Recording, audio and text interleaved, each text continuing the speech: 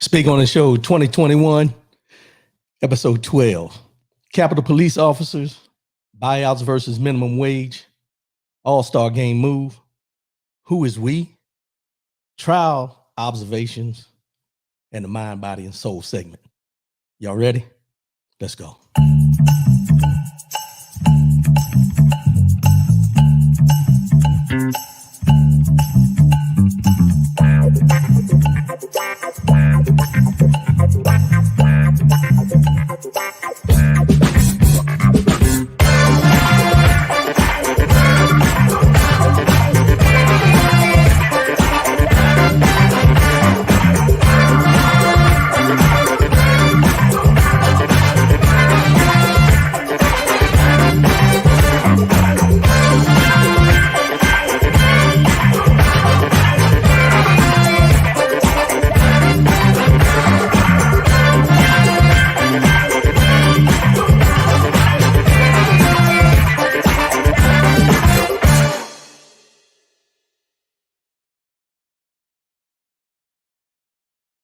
Good morning, good morning, good morning. It's Saturday morning, y'all. 10 a.m. Eastern, 7 a.m. Pacific. First and foremost, giving honor to the God who allows me to come at you in this manner on a weekly basis. Good morning, y'all. Good morning. Episode 12, y'all. Episode 12 for this year. Episode 12 for 2021. Good morning, Brenda Gray. Appreciate the support. Good morning, Sharon Carroll. Good morning, Cuz. Appreciate the support. Good morning, Josh Boyd, my brother. Rumble, young man, rumble. That's what I'm talking about. It's Saturday morning. I'm here. You could have been anywhere else, but you chose to be here with me this morning. I appreciate it. Let's go ahead and get these formalities out the way. rwcoolins.com. That's the website. RW Coolins over all social media platforms. Go there. You know, like, subscribe, do what you do with all the other people out there that you be following. Follow a brother. Put him in your follows. You know what I'm saying? I'm not looking for the numbers. I'm looking for the followership so we can get the message out. Share with your friends. Share with other folks, you know, do what you do when you do with the other big names of folks that you do, just, help a brother out a little bit. We have to get the message out. We're trying to get the message out. So that's where we at. That's what we're doing. 844-904-2665. That's the call-in number. No matter what the situation is, let your voice be heard. Say what you mean what you say. Call in. If you want to call in, make a comment. We're also broadcasting live on Facebook and YouTube. So if you want to make a comment, you can put it in like you've seen the good mornings coming through. You can do it that way, or you can call in and be a part of the show. Good morning, Brian Hoodie. Appreciate the support, bro. Appreciate the support. So 844-904-2665. That's the phone number. Let me ask y'all a question real quick. This is a little bit away from the show, but we're going to get into this. You ever wake up in the morning and just feel good about the day, feel good about your life, feel good about everything that's going on with you, around you, and about you? That's where I'm at today. I don't know if it's a combination of me being who I am and everything that's going on with me, or because tomorrow's Resurrection Sunday. I'm not sure. I mean, he is risen. We hear it every year around Easter, what's going on and everything. But I think this year it's a different feeling for me. I don't know about you. Now, I can't speak for everybody, but I know for me, something just feels right. You know what I'm saying? Because we always had these feelings about things being wrong. But today, when I woke up this morning, something just felt right in my soul, in my spirit, in my overall being. So I want to pass that on to you guys and say, hey, if you woke up on the wrong side of the bed this morning, get some joy in your life. Get some joy in your life. Block out all the negativity. The weather's changing. It's nice outside in some locations. Let's do it real, in some locations. But you know what? Accept the day for being a positive day. Accept the day for what it has to offer, not for what you think is going to be negative throughout your day. That's just a little thing that I wanted to put out there to everybody. Good morning, DK. Appreciate the support, bro. Just something I want to put out there to get y'all started off on the right foot, because, we hear so much negativity, and I got some things we're going to talk about that probably can be looked at as negative things depending on who you are and where you sit. But positivity, we need to breathe. Come on, y'all. Breathe in that positivity and exhale that negativity. But don't exhale it to the point that you put it on somebody else. Just exhale it to get it out your system and keep pushing on. And if you meet somebody or run into somebody that's just spewing negativity, bring some positivity to them. Smile, tell them it's going to be all right. Let them know that today is just one day, and just keep it pushing. You know what I'm saying? Just keep it pushing. Good morning, Lynn Sewell. Good morning. Appreciate the support. Good morning, Jacqueline Diggs Barnett. Good morning. Good morning. Got the whole government name in there. What's up, classmate? Appreciate the support. So let's go on and get into this. Let's get into this show. I got a couple things I want to touch on, but as I always do, I'm gonna give you some information that you can heed, read, and understand. So let's get into this. Capitol police officers. Now, I'm sure everybody's seen it. Yesterday, someone ran a barrier at the Capitol, killed one officer, William Billy Evans. He was an 18-year vet of the Capitol Police. And then you have one other officer that's in critical condition. Now, the name of the individual, I don't think I got his name of who ran into the barrier. Not sure if I wrote that down or not, but here it is. He was 25-year-old Noah Green of Indiana, and he was shot and killed. So, we don't know. We will never find out exactly what his motives were, why he did what he did, or anything like that. They shot and killed him.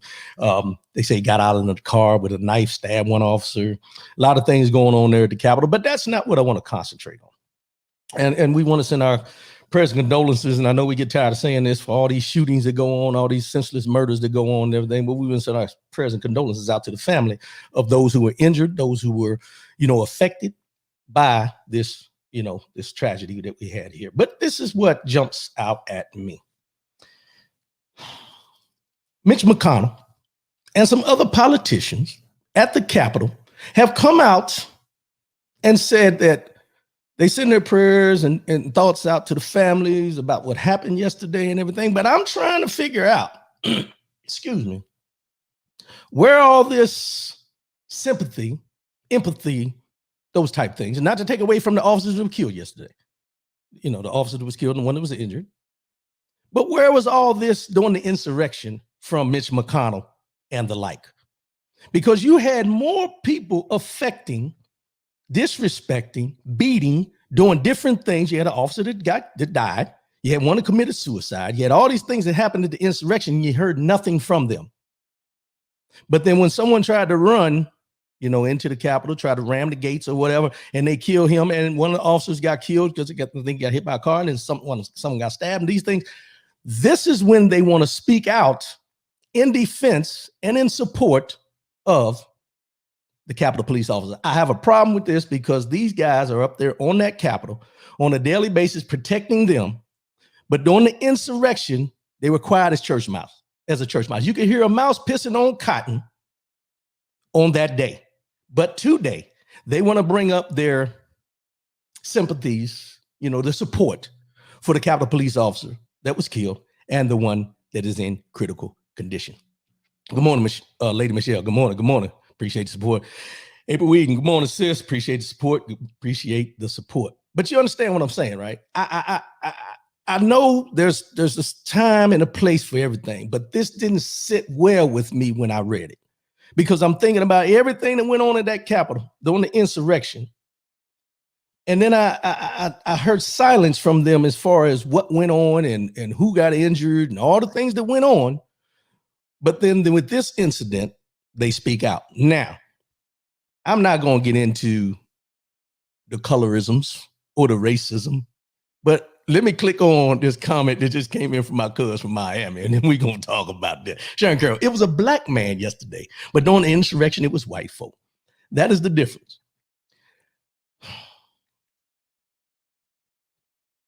Oh, y'all want me to say something? There's nothing else to say.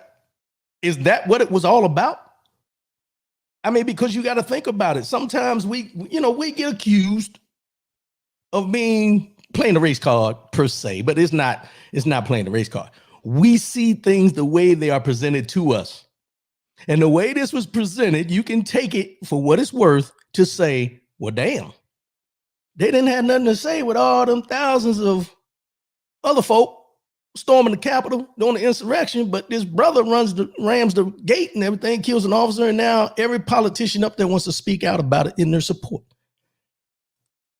But they didn't speak out in support of them when they were being beat, cursed out, some of them called the N-word, chased down, bear spray in the face. One committed suicide because of what happened. One died. I'm not going to go through all that, but you get the point that I'm trying to make.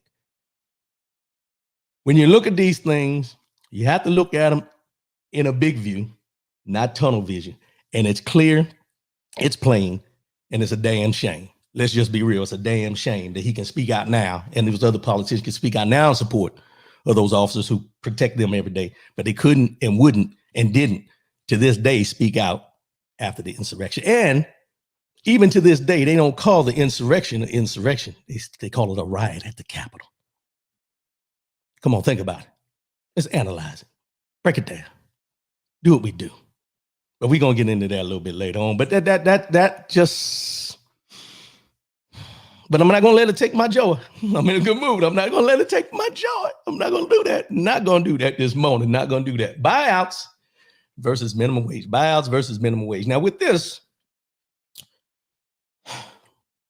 we've heard and we've seen all this argument about raising the minimum wage to $15. How small businesses are going to be affected, and they're not going to be able to hire more employees, and all the negativity you can think that goes along with someone who needs more money, getting more money in the way, because they're putting in 40, 80 hours every 2 weeks for pay, and they're not even making $15 an hour, but they expect them to survive. They expect them to get off of government assistance. They expect all these things for you not to need, but they're not giving you what you truly should be making for your time, your effort, and your work. It just doesn't make sense. Good morning, Jack Pennington. Good morning. Appreciate the support, my man. So, excuse me. The reason I bring this up is $15 minimum wage. Everybody's heard it. Everybody's heard the arguments. Everybody's heard what they've got going on. But this week, Sharon Osbourne was released from CBS. They decided to part ways, so they say. Technically, what she did was a fireable offense, in my opinion, because if you did it anywhere else, you would have been fired. But she was not fired. She was given a $10 million buyout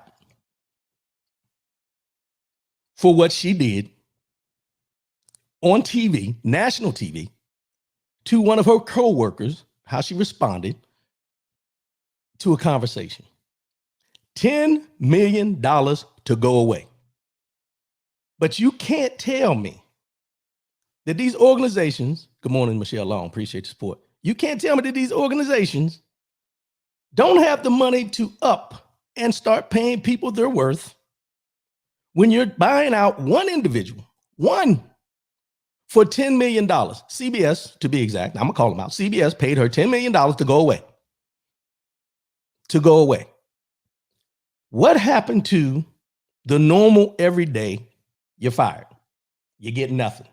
Whatever you put in, that's all we're going to give you. You might get a little bit of your 401k, whatever you invested in, but $10 million to go away because of something you did.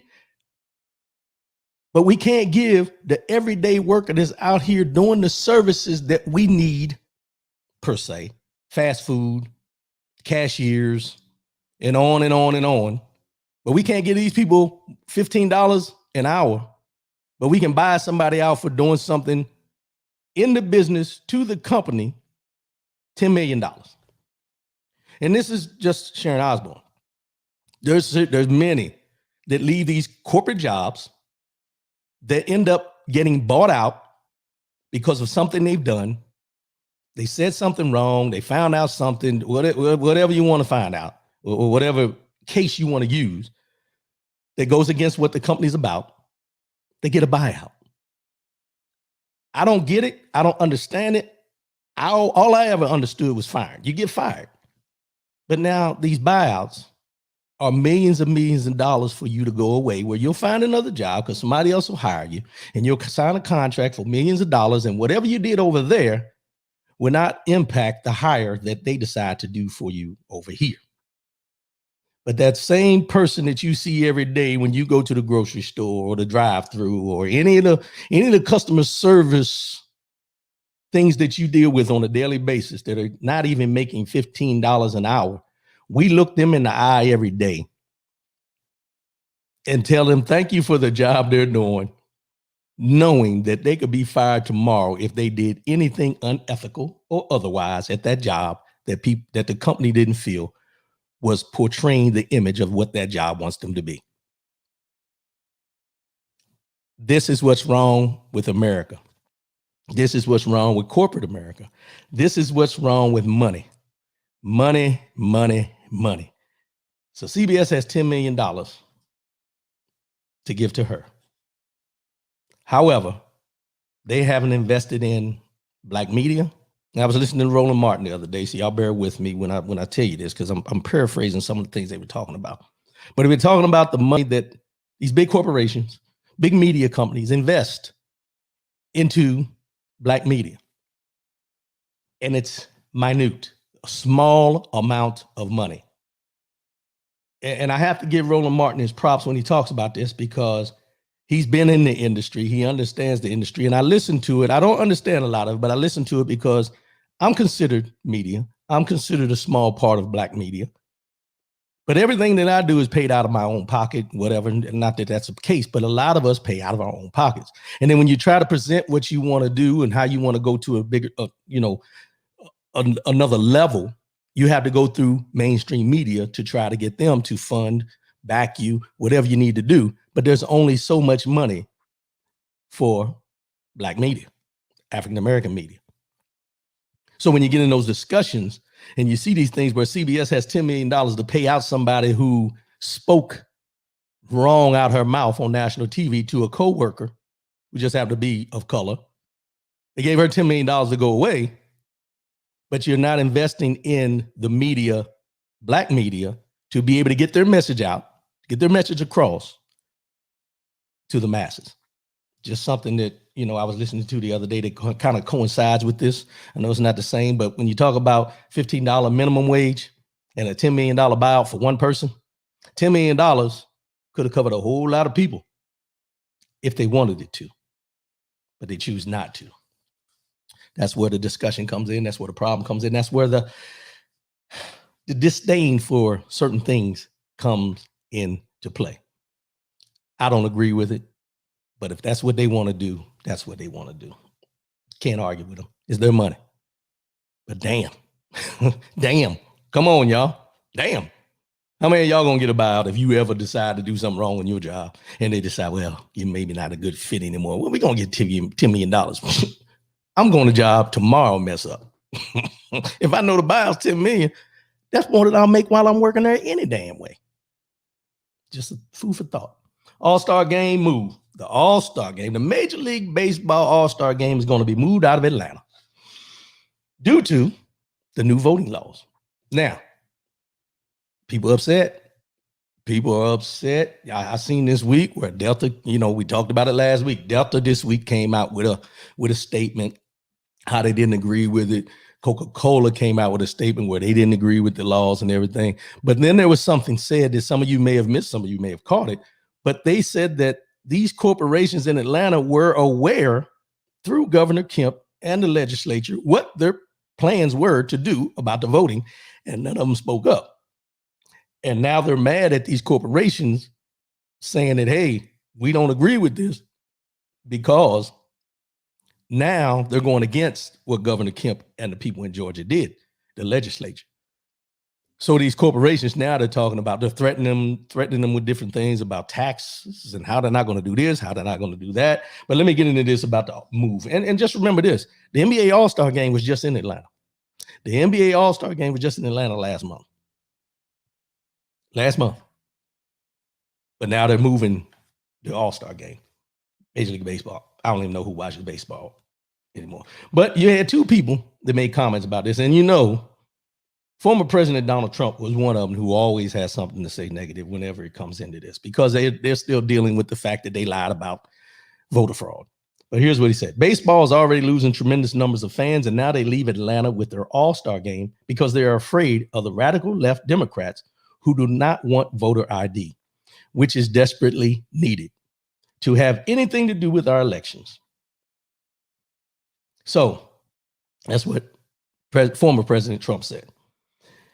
And then he also said, boycott baseball and all, watch this now, boycott baseball and all of the woke companies that are interfering with free and fair elections. Are you listening? Coke, Delta, and all. So basically what he's doing is he's trying to threaten them about what they're doing, saying it's you're trying to do what the radical left Democrats want you to do and everything like that. But right is right and wrong is wrong. And we've always had this discussion. But then meanwhile, Georgia Governor Brian Kemp on Friday said those who speak out against his state's new voting laws are simply caving to the cancel culture. The Georgia governor told listeners across the country that they're coming after you next. So what Brian Kemp is saying is that because of what they're doing in Georgia, and if they get away with what they're doing in Georgia about going against the laws and boycotting and things like that, they're coming to your city next.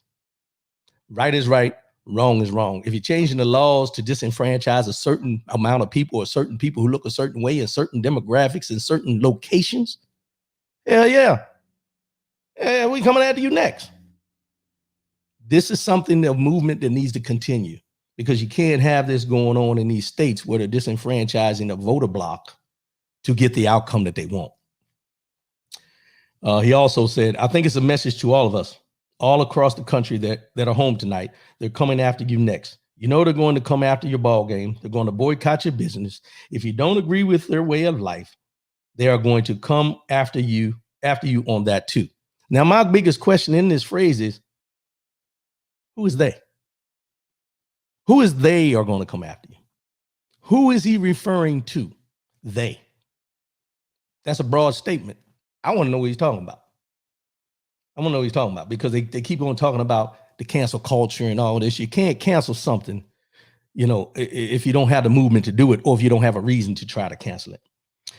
Major League Baseball Commissioner Rob Manfred said that Major League Baseball in 2020 became the first professional sports league to join the Civil Alliance, a nonpartisan group that helps build a future in the way people participate in shaping the country, which is voting. We proudly used our platform to encourage baseball fans and communities throughout our country to perform their civic duty and actively participate in the voting process. Fair access to voting continues to have our game's unwavering support. The Players Association last week said it was open to moving the Midsummer Classic from Atlanta's Truist Park. Major League Baseball stated it was still looking for a replacement city this summer. So they're looking to move it. They don't know where they're moving it to, but that's fine. And then he mentioned we will continue with our plans to celebrate the memory of Hank Aaron during this season's All-Star festivities. Hank Aaron, Atlanta, played for the Braves for all those years. They were going to recognize him during the All-Star festivities this year because, he recently just passed away.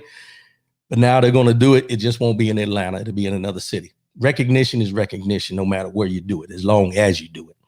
In addition, Major League Baseball's planned investments to support local communities in Atlanta as part of our All-Star Legacy projects will move forward.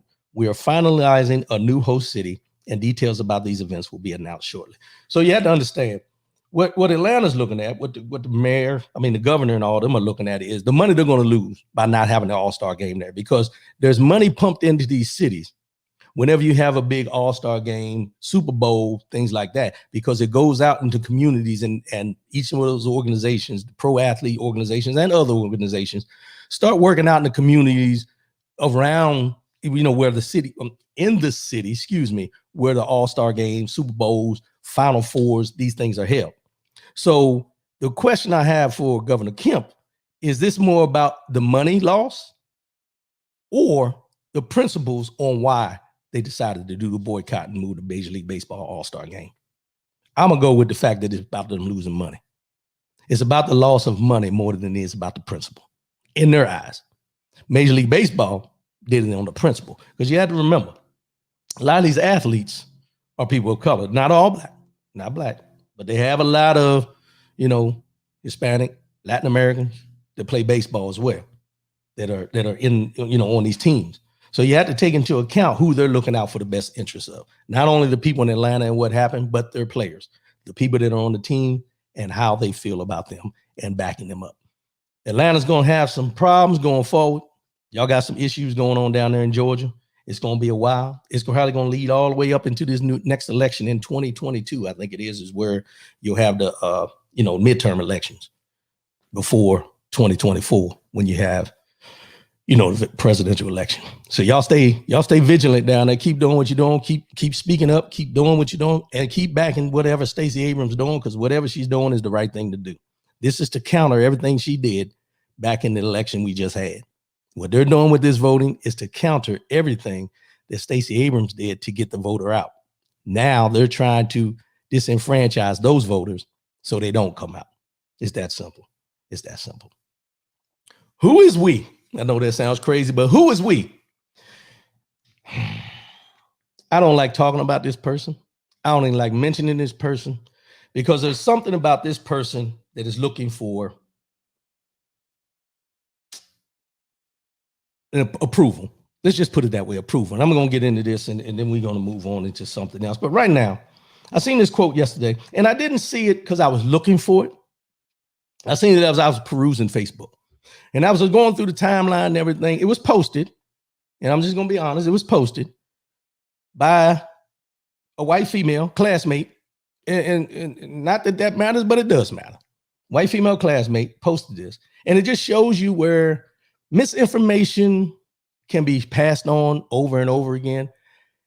And the thing is this person who said it, they fully support. And they fully support her, not because of who she is or anything like that, because she's talking totally against anything that deals with the progression of the Black community. So let me put it this way. And y'all should know what I'm talking about now. I'm talking about Candace Owens. Candace Owens posted this, and then somebody took it and reposted. And this is what it said. We've turned George Floyd, a criminal drug addict, into an icon. We are promoting Satan's shoes to wear on our feet. We've got Cardi B named as Woman of the Year, but we're convinced it's white supremacy that's keeping Black America behind. How stupid can we be? This is what Candace Owens said. And that's why I said, who is we? Because first of all, let's go these one at a time, shall we? George Floyd. The trial is going on. We're going to get into that in a minute. But George Floyd, the trial for Derek Chauvin, who killed, let's just be honest, who killed George Floyd on camera in the street. We all know George Floyd's background. We know that George Floyd was a criminal. We know he had a drug addiction. We know all the things you're bringing up. But when did the African-American community or anybody identify George Floyd as being an icon? What we've done is use George Floyd's image, use George Floyd's name, use the injustice that was done towards George Floyd to bring recognition to the point that this is not one incident. This is something that continues to happen in our community. So when you put this false narrative out there that we've made him an icon, knowing he was a drug dealer and an addict, you're wrong for that. And I call BS when I call BS. And when she says these things and then people tend to repost it, you're part of the problem and you're just as guilty because you see him as less than being a man. No matter how he was killed, no matter how he was murdered, no matter what his past may have been, you have minimized him to being a drug addict and a criminal. But you haven't recognized the fact that he was murdered on the streets because of a counterfeit, allegedly counterfeit $20 bill. Let's move on. We are promoting Satan's shoes to wear on our feet. Now, first of all, Lil Nas X, I don't listen to his music. So I'm not, and I'm pretty sure most of the people I know aren't involved in listening to, buying, or supporting anything he does. However, when you make a broad statement that we are promoting Satan's shoes, that's one individual who decided to do that. And the ramifications are coming from Nike and everyone else about why and what he was doing. The video, I had to watch it because I'm a media person, so I watched it. When this person goes up and he's doing a video for a new song and he's doing a lap dance with the devil, I'm just telling you what I've seen now. He's doing a lap dance with the devil. Lil Nas X came out as being, gay, but he's doing a lap dance with the devil. Everybody understands. We knew who he was when he came out with Old Town Road and everybody was playing it to death. And your kids were singing Old Town Road. But now that he's really shown who he is because he's come out, I don't agree with everything he's doing, but he's doing who he is. But when you say we, who are we? I'm going to say it again. Who is we? Because we're not the one supporting this. I'm going to go out on a limb and say, if I took 10 people that look like me, my age, and line them up on a wall and say, did you ever buy anything from Lil Nas X? You're going to get a no from all 10. My circle doesn't support it. So when you make a broad statement like this and people go out there and repost it, this is the things you get that causes people to see the community as a whole differently than what we really are, which is what she does on a consistent basis. We've, here we go again, got Cardi B named as Woman of the Year. I didn't know she was named Woman of the Year. Don't care if she was named Woman of the Year. But what was the criteria of her being named Woman of the Year? Was it because of her record sales? Was it because of her videos? What was it for? See, you minimize the accomplishment by people wanting to put a negative impact on who Cardi B is. Cardi B is still an individual. And as you notice, she's pinpointing people that are in the spotlight. George Floyd, Cardi B, Lil Nas X. And then she went on to say, but we're convinced it's white supremacy that's keeping Black America behind. You don't think it is? You don't think white supremacy is part of the problem of what's going on in the United States of America at this point? The National Security Agency, NSA, has identified white supremacy as the number one threat to national security. You've heard me say it many times, and I'm not making this up. It's written in stone. White supremacy is the number one threat to national security, but you're saying we have this wrong image or wrong idea that white supremacy is not impacting us as a community. Shut it up. You are stoking flames of mistruths to people who follow you because you got a show coming out. Let me put that out. She got a show coming out on Daily Wire or something like that. So this is a lead up to her starting her show where she wants people to tune in, because what she's trying to do, and I'll say this, let me caveat a little bit. You have a lot of people out here on that side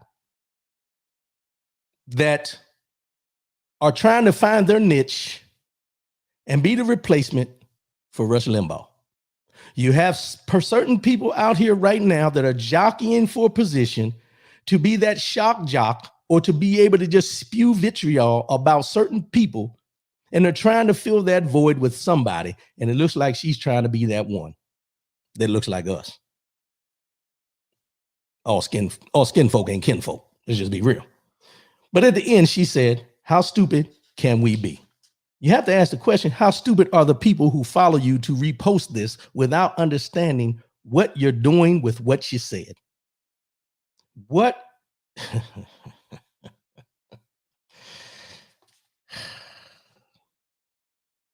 You know, I remember back when I was younger, and they would always, when they had the Al Sharptons, Jesse Jackson, the leaders, as they say, Louis Farrakhan, let's just be real. And when they would get up and they would speak, and there was times where, just like with me right now, there was times where when we speak, they project us and what we say as speaking for the masses. For some reason, that only happens to us.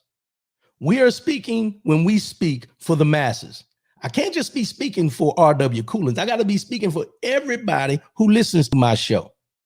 That is not a true statement. That's a false statement, because you never see that put on other folks.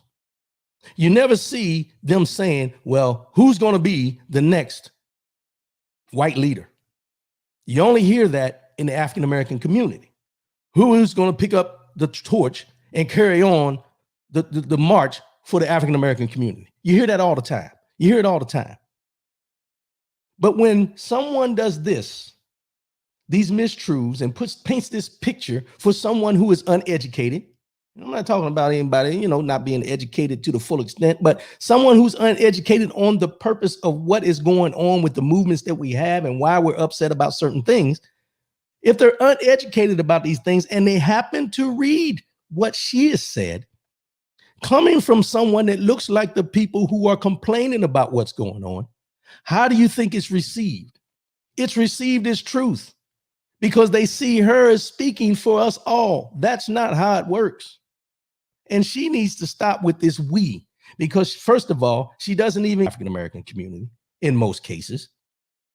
And then I'm a caveat. Let me digress for a minute, because this is something that I think Candace Owens needs to understand. She talks about George Floyd. She talks about anything that happens, and she always takes the other side against the African-American community in most cases. I won't say always, but in most cases.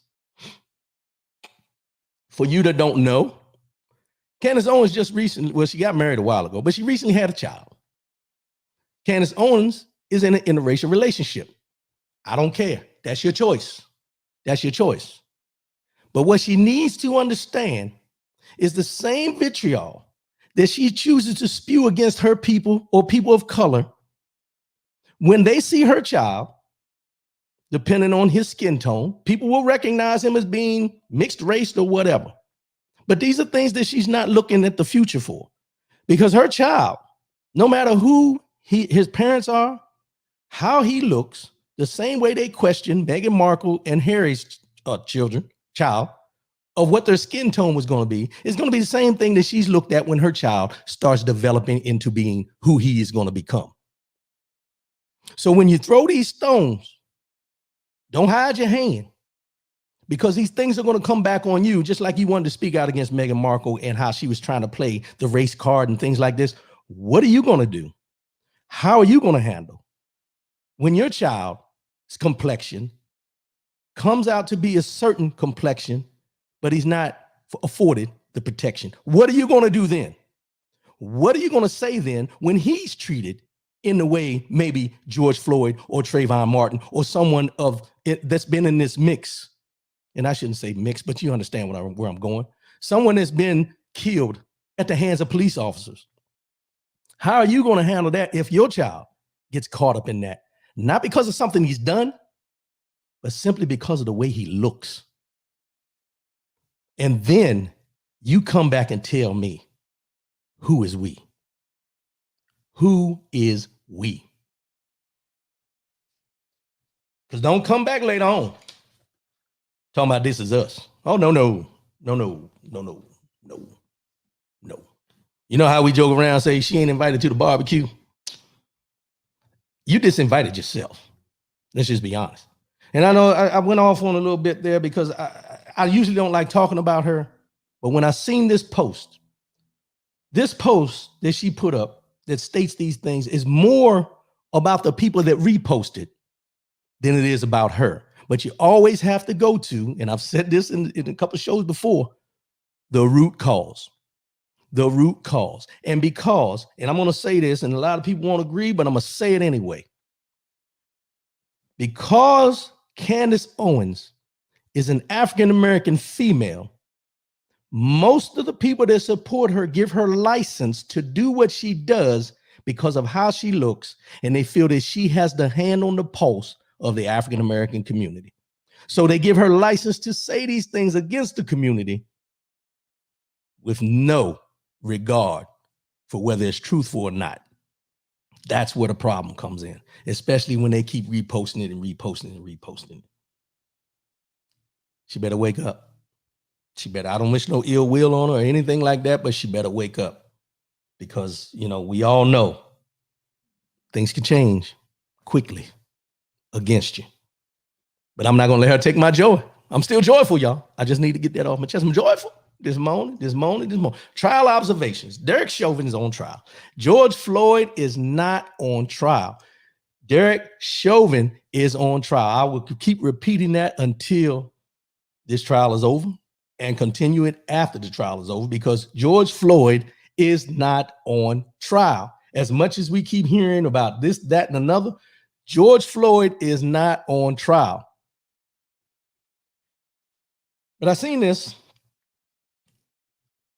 and I can't remember his name, but Bishop Swan was his name. I read one of his quotes last week, but this is what he said, and then I'm gonna get into this George Floyd trial. Derek Chauvin trial, excuse me.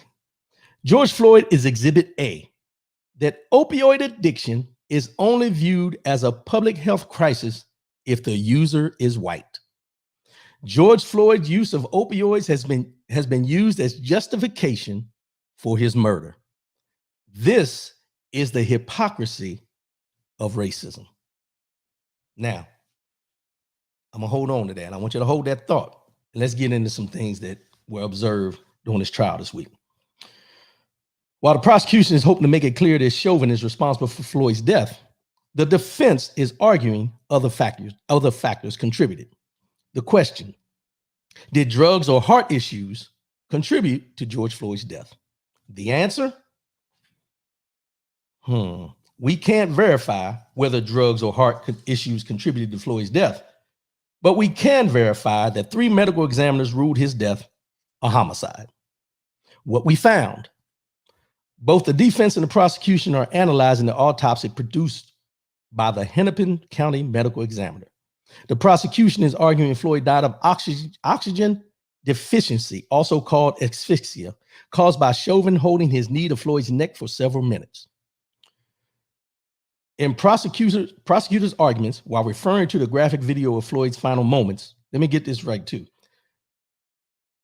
The video, and everybody up to this point was saying 8 minutes and 46 seconds. It was 9 minutes, and I can't remember the final. It was 9 minutes. It was more than 8:46 that he was on his neck. Let's just be honest about it. You don't need to know the true number, but you know it wasn't 8:46, and if it was longer than that, then it even takes into more account of what Derek Chauvin purpose and reason for what he was doing and the final outcome was. So let's get back to this. In prosecutors' arguments, while referring to the graphic video of Floyd's final moments, they point out you can hear the body gasp as an involuntary reflex, and that at one point he's heaving up the right shoulder so he can get room for his rib cage to expand to breathe. It's crazy. Crazy. Good morning, Russell Jenkins. Appreciate the support, bro. Morning. They point out, excuse me, y'all.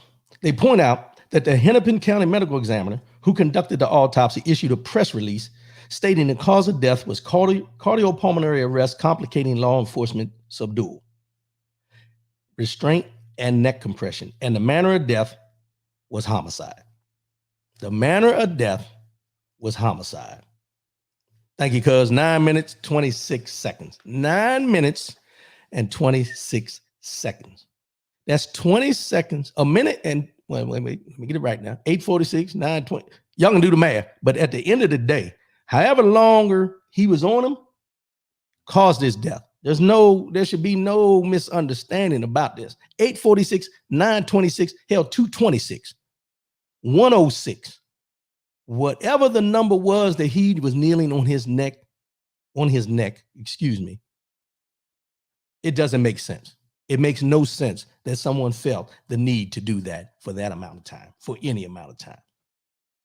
The prosecution also refers to a private autopsy from 2 other medical examiners commissioned by Floyd's family who agreed with the county's medical examiner. They both concluded the cause of Floyd's death was asphyxia caused by neck and back compression. One added the manner of death, homicide as seen in the scene video, and confirmed at autopsy. Their conclusions can be found on the 3rd page of Exhibit A. This was said in court. The defense, much like the prosecution, is pulling from the Hennepin County medical examiner's autopsy. They point to a part of the autopsy that says fentanyl and methamphetamine were found in Floyd's system. The Hennepin County medical examiner's handwritten notes on the first couple of pages of Exhibit A said, if George Floyd was found dead at his home alone and no other apparent causes, this could be acceptable to call an overdose. However, the medical examiner then added, I'm not saying this killed him. So he's not saying that the methamphetamine or fentanyl killed him. He said if he was home alone, you could assume that because there's no other apparent causes. But here we go. Chauvin's defense is also pointing to heart condition documented in Floyd's autopsy and is arguing the drugs acted to further compromise an already compromised heart. They say a combination of drugs, hypertension, coronary disease, and adrenaline triggered a cardiac arrhythmia. Morning, Leslie Ansbush. Morning, Cuss. Appreciate the support. So I've read all that to let you know that the defense is trying to attribute George Floyd's death to drug use, opioid use, past present, or whatever they want to do. They're trying to put it at the point that's saying he died not because of what Derek Chauvin did, but because he had this stuff in his system and he was overdosing. But I heard Laura Coates on CNN say the other day, and she said it, and at first it was like, what? And then it was like, oh, because what she said was, in layman terms, if you have a person who has terminal cancer, and then someone kneels on their neck for 9 minutes and 26 seconds and they die, do you attribute the death to the cancer, that they've been surviving up to this point with the cancer, or do you attribute to the outside factors that caused the death at that time? This is where they're playing both sides of the fence.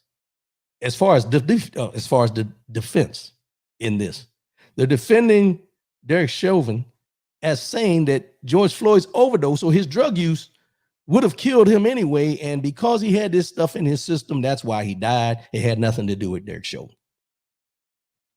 This is where they're going. Now, you've seen a lot of people on the, and I'll be honest with you, I couldn't watch the whole thing. It was very emotional for me because I seen me. People take this the wrong way, but I seen myself. I seen my friends that look like me. I seen my sons.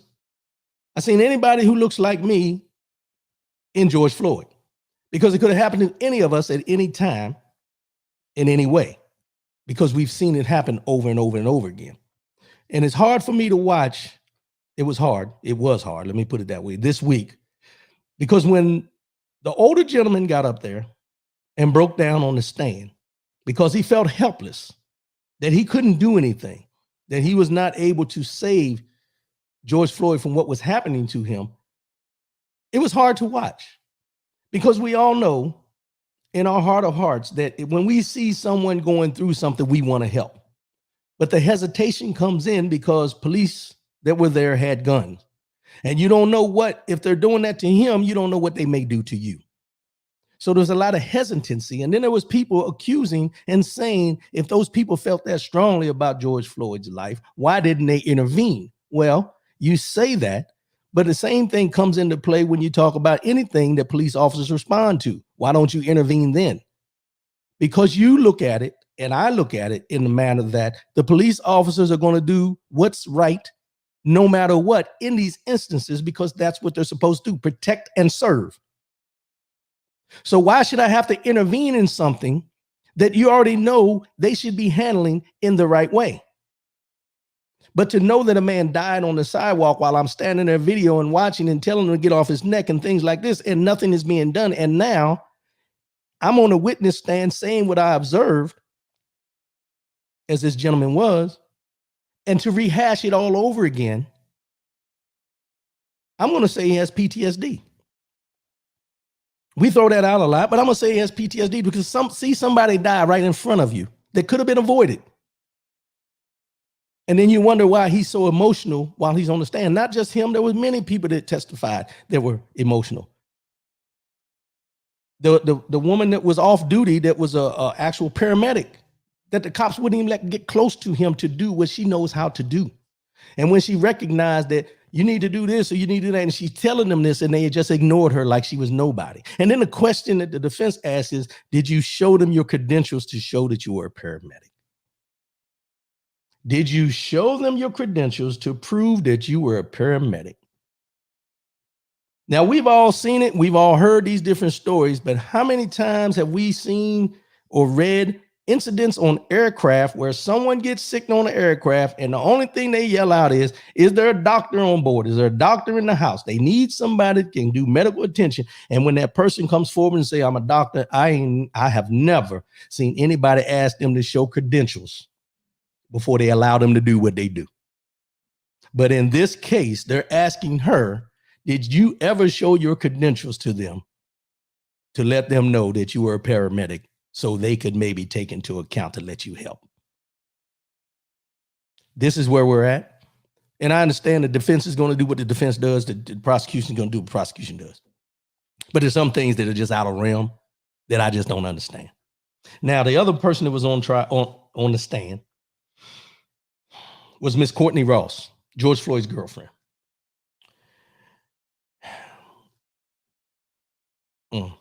During her emotional testimony Thursday, Ross says she and Floyd became addicted to opioids after they had been separately prescribed medications to treat chronic pain they each suffered. It's a classic story of how many people get addicted to opioids. We both suffered from chronic pain. We both had prescriptions. We got addicted and tried really hard to break that addiction many times.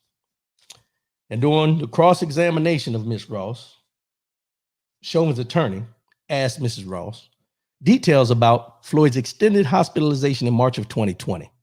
She said she drove him to the hospital one night after he complained of terrible stomach pains. All in all, she later found out that his illness was due to a drug overdose back in March of 2020. But I'm trying to figure out where that comes into play now, because he didn't have an overdose.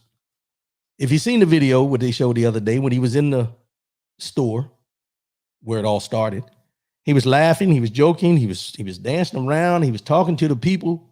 No signs of anything being wrong until he got outside.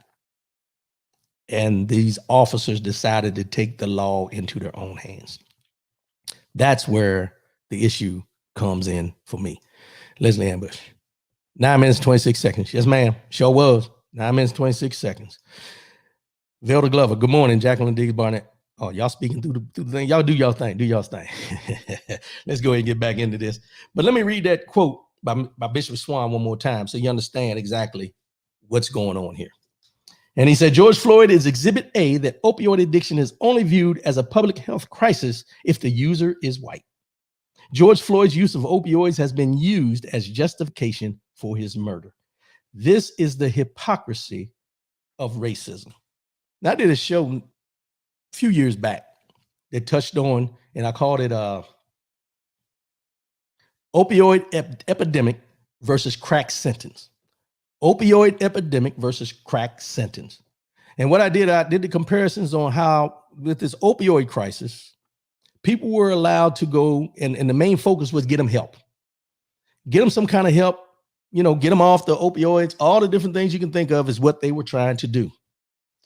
And then, as we say, I'm trying to find my mind, body, and soul. Y'all bear with me.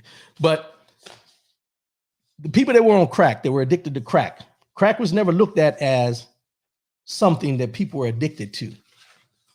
People were getting sentenced to 10, 15, 20, 25 years for a small vial of crack. But none of them were given the help they needed to get off the crack. So what he said in this statement plays into that. Depending on who's the user, depends on how it's taken care of or how it's handled. And when we talk about opioids, we talk about crack. Drugs are drugs. Drugs are drugs no matter how you look at it. However, we see society pick and choose how they handle certain drugs and who the people are taking the drugs. And that's just the way it is. Russell Jenkins, it comes into play because the defense has Mr. Floyd on trial. Exactly. They have him on trial. And the trial against him is being a drug addict who needed help. It's cut and dry. But they're not portraying him that way because they want to bring up his past. They want to bring up all the things he's done in his past and everything like that. We do it. We're guilty of it. We bring up people's past when we don't agree with things they do. But this man was murdered on the street by a police officer. But the police officer is not on trial. George Floyd's character and who he is as a man is on trial. Sharon Carroll, they were white. The crack epidemic was black. Exactly. I mean, when you want to put it in simple terms, that's exactly what it was. It's exactly what it was, so that's where we're at. Let's go on, get into this mind, body, and soul segment. Mind, body, and soul. Self-care, self-love. That's what it's about for 2021. Keep taking it one day at a time, as I mentioned. So that's what we're doing. That's where we're at. So just keep on pushing on. And like I said, don't let nobody steal your joy. I'm in a joyous mood. When I talk about these things, I get a little disheveled, get a little under, but don't let nobody steal your joy today. Enjoy life. Enjoy your existence. Enjoy each other. Don't let nobody take that away from you. So here we go with the mind, body, and soul segment. And this is a quote from To Kill a Mockingbird back in the day. Everybody's either watched it, read it, whatever. And this is what the quote says. People generally see what they look for and hear what they listen for.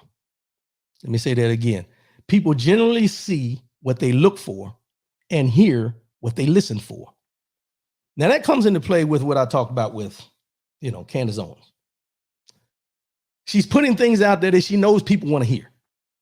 And they pick it up because that's what they're looking to see. They want to see all the negativity that surrounds what's going on with the George Floyd trial, with, Lil Nas X, Cardi B, any of that kind of stuff. But if you're looking for it, you're going to find it. And you see what you want to see in those eyes. If my experiences have told me that as a Black man, I'm going to be racially profiled, I'm going to have to be 100% better than the person I work with, I'm going to have to walk standing up tall, and I got to talk a certain way when I walk in a room, and all these different things, then what people want to see from me is different than what I'm portraying. But as soon as I do something wrong, the first thing they want to say, I knew it. I knew it. I knew it. I knew he wasn't who he tried to be. And that's what happens with when we talk about this quote. People generally see what they look for and hear what they listen for. With George Floyd, everything that's going on with this trial, Derek Chauvin's trial, everything that's going on with this trial is something we all knew was going to happen. They were going to look for anything they could to make it seem as though George Floyd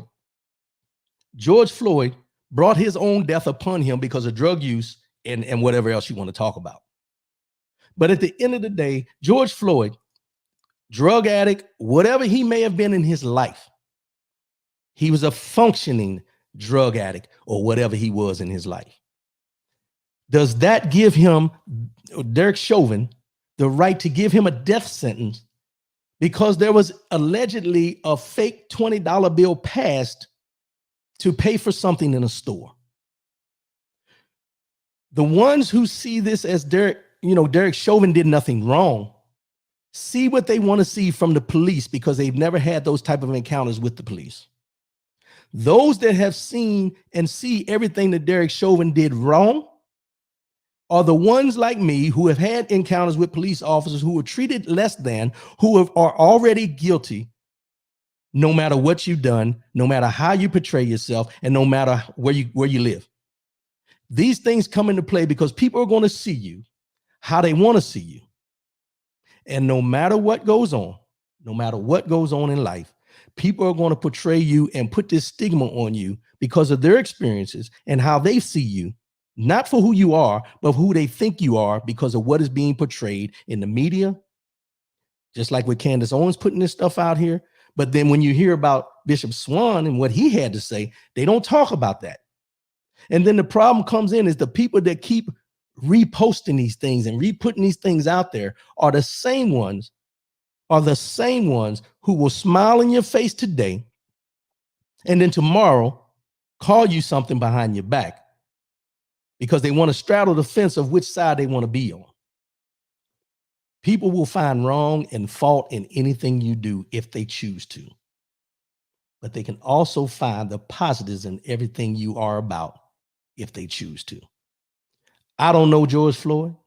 I don't know Mrs. Ross. I don't know them from Adam. But what I do know is at the end of the day, they need help. They needed help before they needed death. And if they're not getting the help they need, shame on us as a community, shame on us as society, shame on us as the United States of America. Because what I know to be true is when people need help, we need to help them. We shouldn't be putting them off to the side and just using them as a statistic, just like the other day. And I know I'm going all over the place, but the other day I seen something about the border. And they were talking about the border. And every time something comes up about the border being a crisis or anything like that, you have some politician that will inject something that deals with homeless people on the streets, homeless veterans, to try to look at how much money we're giving to the immigrants or those, illegal immigrants, whatever you want to call them at the border, compared to what we're not doing for the homeless. But my thing is, why is the homeless always important when you have another issue going on over here? If it's not in front of you and you're not dealing with it right now, keep the homeless out of your mouth. Shut it down, let it go, because you can't continue to do these comparisons about people trying to find a better life in the United States of America at the border when you got people living on the streets right now who have served this country proudly. They can't even get a home cooked meal because they don't have a home to go to. But you continually try to throw the homelessness and the homeless veterans in our face every time there's another issue. If you sit back and think about it, the homeless are only important when there's somebody else who's less than that you think they are. And until we get to a point in this United States of America to look at everybody as equal, which will never happen. I'm just going to put it out there, which will never happen. But until we get to the point of some type of semblance of everybody being normal, everybody being treated normal and taking care of the people that need the help, we're going to continue to have a crisis at the border. We're going to continue to have homelessness in the United States of America. You're going to continue to have people fighting for a living wage that is more than $15 an hour while we're buying out people for $10 million because they said something wrong and now you want them off the TV. But at the end of the day, all of us are guilty of certain things, but we all need to do with what we need to do to fix these things within ourselves. It starts with us. Rather than pointing the finger at what everybody's doing wrong, what are you doing to help those people that something's wrong with? We got people that are homeless. We got people with mental health issues. And I'm going to go out on a limb and say, if George Floyd would have got the help he needed when he went to jail, the numerous times he went, if jail was more about the rehabilitation of criminals rather than just to put them in there and lock the door and keep them in the corner, if he would have got the help, and many others would have got the help that they needed while they were incarcerated, we would not be having this conversation today about the Derek Chauvin trial and how he put a knee on George Floyd's neck. Why? Because most of the time what you find out is police officers, when they run your name, if they see you have any type of background in the system, their choice is to put your ass back in the system. Cut and dry. The system is set up to keep you incarcerated rather than rehabilitate you to become an upstanding citizen in this United States of America. And until we get to the point where we understand that and get our young folks that are coming up to know that, damn it, stay out of that system, because once you're in, they're going to keep you in there. The system is like slavery. They want you there. They're going to keep you there, and they're not going to do anything to get you out of there, because the help will never come, because you're not an investment to what they need and what they want. All of us that are walking out here freely, you better be thankful. You better be thankful, because if there's something they can do to get you to be unfree, trust and believe me, it'll happen. I know I went on a little tirade, but I appreciate y'all. Jack and Big Money, you preaching, OT. Appreciate it, bro. I'm trying, y'all. I'm trying. These are things that, I'm passionate about. These are things that go on. And I think we all need to step back for a minute and look at the big picture. We get so caught up in ourselves that we don't take the time to look at everybody else. Those people in our families, let's just go here. I'm going to say this. Each and every one of us, somewhere in our family lines, there's a George Floyd. Somewhere in our family line, there's someone that's addicted to some kind of alcoholism or drugs, or they've been incarcerated numerous times. Somewhere in our family lines, there's somebody that has this problem. Let's just call it a problem. But it shouldn't be a death sentence.